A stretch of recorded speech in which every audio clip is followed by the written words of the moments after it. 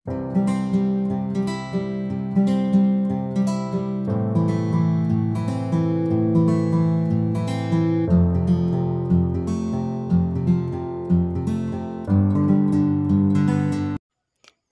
belakang masuknya Inggris ke Indonesia. Sejak abad ke-17, para pedagang Inggris sudah berdagang sampai di daerah India, di India Timur. Para pedagang Inggris mendirikan komisi dagang yakni East India Company atau EIC pada tahun 1600.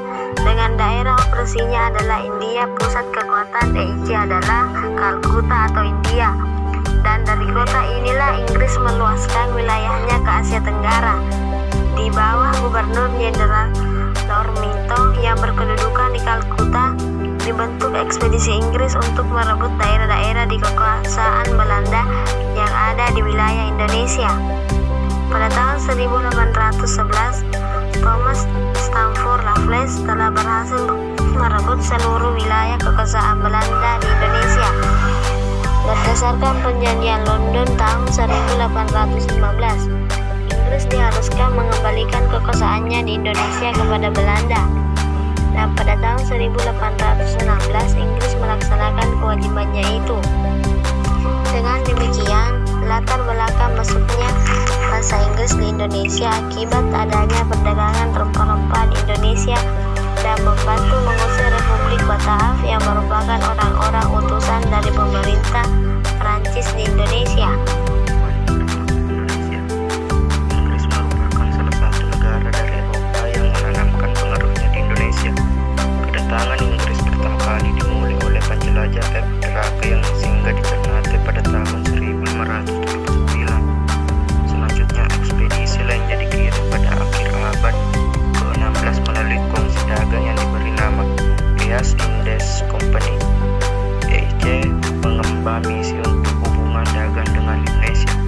Pada tahun 1602 armada Inggris sampai di Banten dan berhasil mendirikan loji di sana. Dalam usaha perdagangan itu, Inggris mendapat perlawanan kuat dari Belanda. Belanda tidak segan-segan menggunakan kekerasan untuk mengusir orang Inggris dari Indonesia. Armada Inggris tidak mampu menyaingi armada dagang Belanda. Inggris akhirnya memusatkan aktivitas perdagangannya di India. Dengan demikian, tujuan kedatangan bangsa Indonesia pada awal abad 17 yaitu melakukan perdagangan rempah-rempah dengan Indonesia.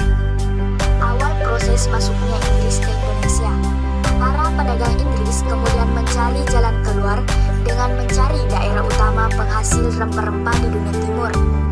Dalam pelayaran ke dunia timur untuk mencari rempah-rempah, pelaut Inggris pertama kali sampai ke India pada tahun 1498 dengan mengikuti rombongan Portugis yang dipimpin oleh Vasco da Gama. Inggris kemudian berupaya memperkuat kedudukannya di India dengan membentuk kongsi dagang bernama East India Company atau EIC pada tahun 1600. Pada tahun 1602, pemerintah Inggris mengirim utusannya ke Banten guna menjalin hubungan bilateral. Sultan Banten kemudian memberi izin kepada Inggris untuk mendirikan sebuah kantor dagang di daerah Banten. Selain itu, Inggris juga berhasil mendirikan beberapa kantor dagang di daerah lainnya seperti Ambon, Makassar, Jepara, dan Jayakarta pada tahun 1604. Pada Juli 1579, rombongan Drake berlayar menuju ke barat. Setelah 68 hari perjalanan, mereka berhasil melintas Samudra Pasifik dan menemukan sejumlah gugus pulau kecil. Drake akhirnya dapat menemukan Maluku, mendapatkan izin dari sultan setempat, dan berhasil membawa pulang rempah-rempah. Fitz menjadi orang Inggris yang pertama sampai di Ormuz atau Teluk Persia pada tahun 1583. Ia kemudian melanjutkan perjalanan menuju Hangli di delta Sungai Gangga, India.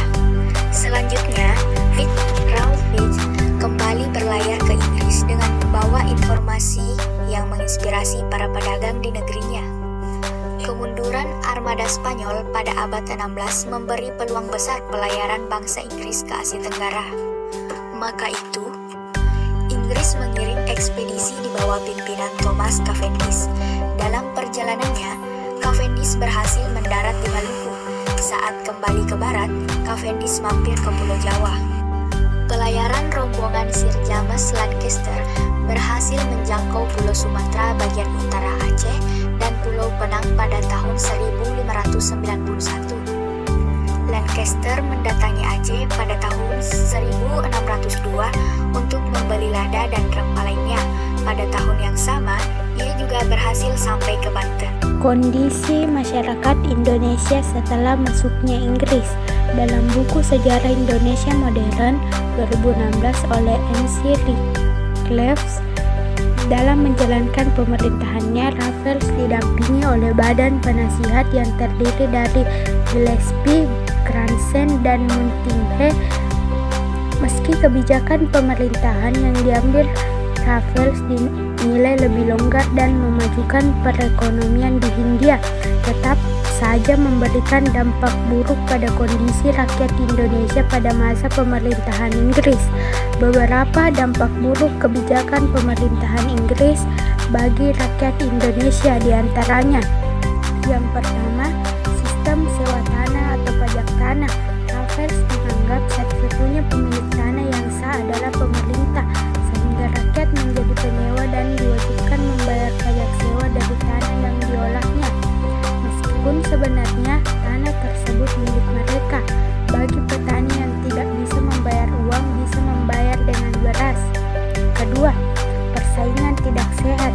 Pengusaha pribumi dengan modal kecil akan kalah bersaing dengan pedagang besar atau yang memiliki modal besar. Karena mereka memiliki modal besar akan mendapatkan pintu politik terbuka. 3. Pengekangan kekuasaan kerajaan. Meskipun ada beberapa kerajaan yang sudah dijanjikan untuk mendapatkan porsi yang lebih besar, tetap saja dilakukan pengekangan kekuasaan. Upacara dan tata cara yang berlaku di kerajaan-kerajaan disederhanakan, bahkan orang-orang besar pribumi juga dibatasi pergerakannya. Inggris menganggap bahwa kemandirian atau kekuasaan kerajaan-kerajaan dan kedaulatannya akan membahayakan posisi Inggris.